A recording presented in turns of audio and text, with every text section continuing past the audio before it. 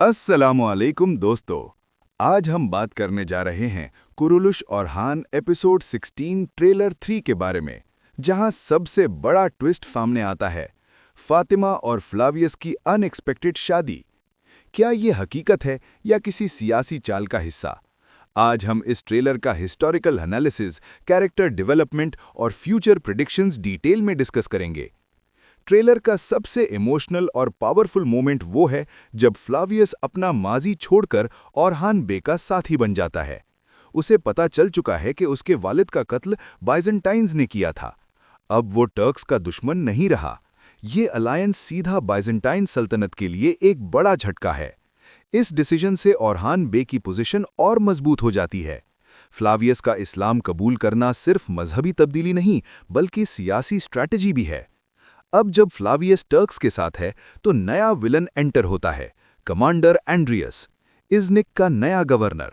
फ्लावियस को गद्दार समझता है, अपने रिलीजन और कौम का दुश्मन करार देता है। एंड्रियस का फ्लावियस से पर्सनल कॉन्फ्लिक्ट भी है, क्योंकि उसका ताल्लुक उन लोगों से है जिन्होंने फ्लावियस के वालिद का कत्ल करवाया था। ये राइवलरी एपिसोड 16 के बाद और इंटेंस होने वाली है। अब आते हैं सबसे इमोशनल एंगल पर। फातिमा, फ्लावियस, यीत फातिमा से बेपनाह मोहब्बत करता है, लेकिन फ्लावियस की वापसी ने फातिमा के दिल को हिला दिया है।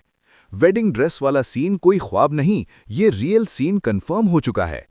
प्रेडिक्शन ये है कि यीत फ्लावियस के हाथ से नहीं मरेगा, बल्कि अपने दुश्मनों के हाथ शहीद होगा। उसके बाद ही फ्लावियस फातिमा का हाथ मांगेगा, वो भी डायरेक्टली नहीं, बल्कि चरकुटाई और बोरान बे के जरिए। और यहां पर ओरहान बे का अप्रूवल 100% होगा।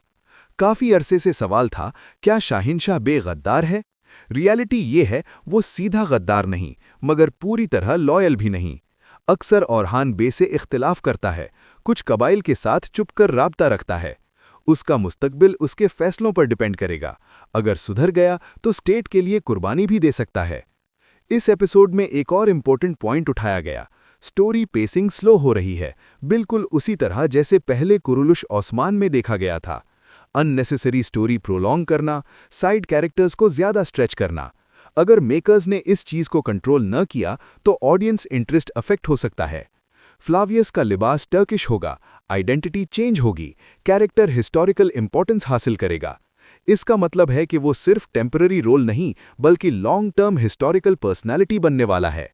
वेरीफाइड, यीत शहीद होगा, मगर फ्लावियस के हाथ से नहीं। फातिमा और फ्लावियस की शादी होगी। एंड्रियस मेन विलन बनेगा। शाहिनशाह बे का इम्तिहान अभी बाकी है।